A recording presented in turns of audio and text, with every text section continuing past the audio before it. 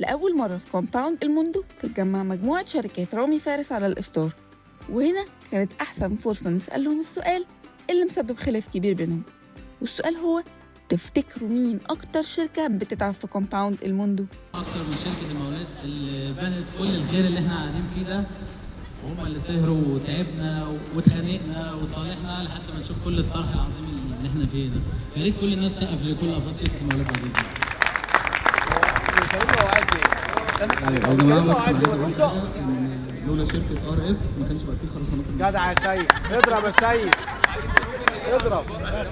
عايز اقول حاجه مهمه جدا، هو لولا المبيعات رافقكم ما كنتوش اصلا كملتوا المشروع.